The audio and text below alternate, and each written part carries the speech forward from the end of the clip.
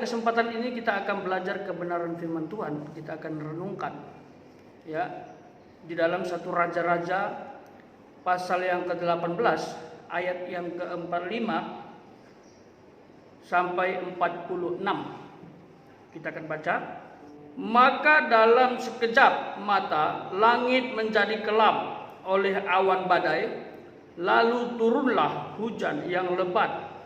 Ahab naik kereta lalu pergi ke Yisrael. Tetapi kuasa Tuhan berlaku atas Elia. Ia mengikat pinggangnya dan berlari mendahului Ahab sampai ke jalan yang menuju Yisrael. Nah, di sini berbicara tentang turunlah hujan. Ya, berdasarkan konteks ya, Tuhan melakukan sebuah karya ajaib untuk menyadarkan bangsa Israel yang sudah mulai tidak lagi percaya kepada Tuhan atau mengandalkan Tuhan. Ya. Ahab adalah raja Israel yang ke-18. Nah,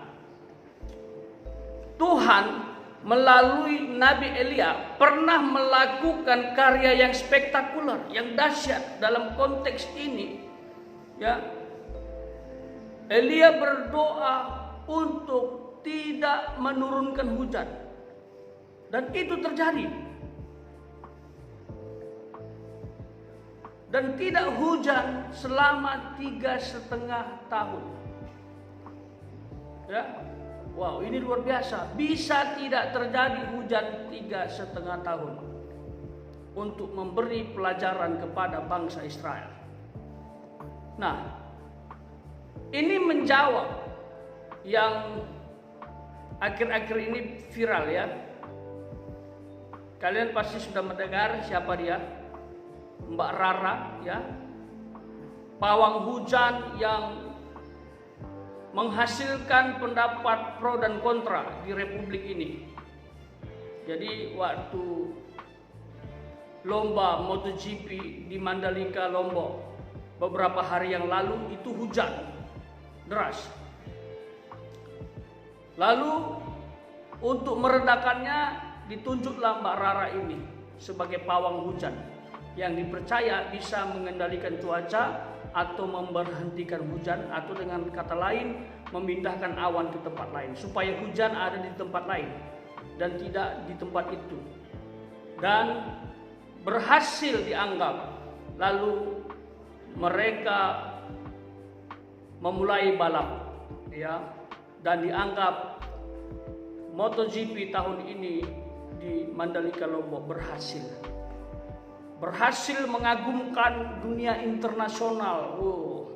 Ada yang bilang, wow keren Mbak Rara. Ada yang bilang ini luar biasa spektakuler, kita patut bangga. Indonesia namanya terkenal. Ya. Dan pujian itu menurut Mister itu berlebihan. Ya, ini kearifan lokal yang harus dilestarikan, dibanggakan. Ya. Dan kalau bisa event selanjutnya kita juga menghadirkan pawang hujan. Ya. Ada juga yang kontra, tidak setuju. Ini memalukan. Seharusnya tidak dilakukan demikian. Ya, seharusnya bisa memanggil rohaniawan, pendeta atau para ustadz. Kenapa harus pawang hujan? Nah, siapa itu pawang hujan? Ya, pawang hujan itu menurut Wikipedia adalah orang yang menggunakan ilmu gaib atau kekuatan yang tidak kasat mata yang bisa mengendalikan cuaca. Ya, ilmu gaib berarti connect ke alam gaib, lalu ada mantra dalam ritualnya. Ya, itu yang dilakukan dan itu yang dijelaskan ya oleh beberapa ahli mengenai definisi pawang hujan. Nah, maksud Mister begini, jangan terlalu membanggakan, jangan terlalu membesarkan.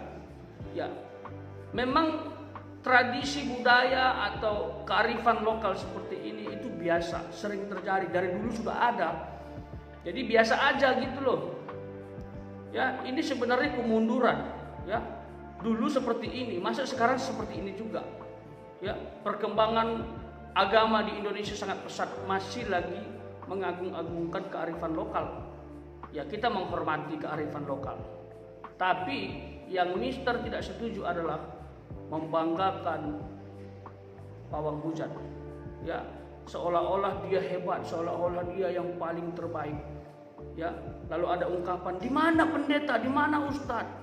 Seharusnya ada. Lah masalahnya Tuhan izinkan nggak berdoa untuk hujan di Mandalika Lombok? Tuhan utus nggak pendeta untuk berdoa menghentikan hujan? Nggak ada kan? Ya, kalau bicara karya Tuhan itu harus seizin Tuhan.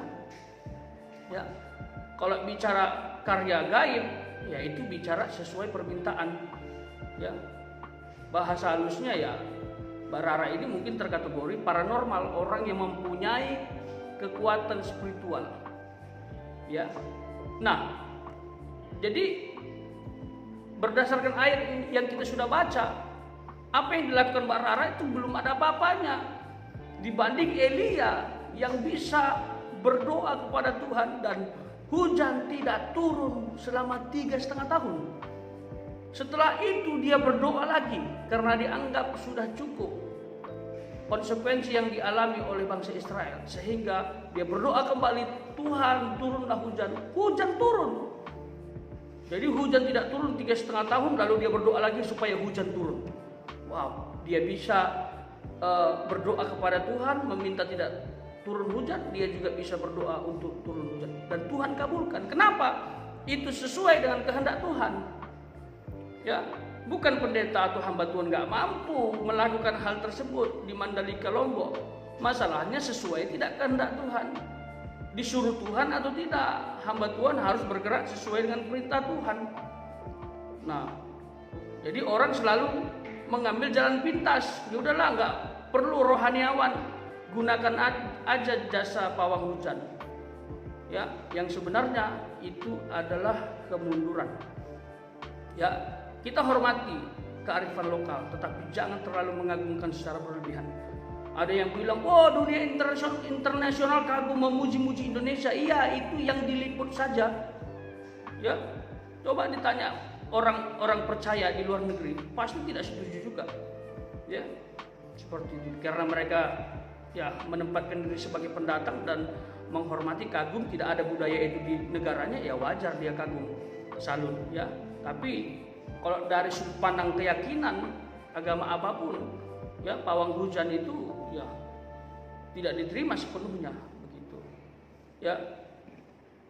Dan Tuhan adalah pengendali alam semesta yang terhebat, terdahsyat. Kenapa? Karena Dia yang mempunyai alam itu. Ya, Dia yang punya alam, Dia bisa utus siapa saja. Masih banyak kisah-kisah yang hebat lagi selain Elia berdoa bisa hujan tidak turun dan turun. Ya, seperti Yosua, berdoa matahari berhenti, bulan tidak bergerak itu.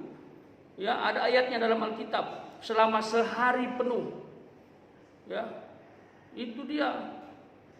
Petrus berjalan di atas air. Kalau hanya berdoa, membaca mantra ritual untuk hujan tidak berhenti, itu mah belum seberapa. Petrus itu bisa berjalan di atas air dengan imannya. Jadi sebenarnya pengendali alam terbaik adalah Allah itu sendiri. Ya, karena Dia mempunyai alam semesta.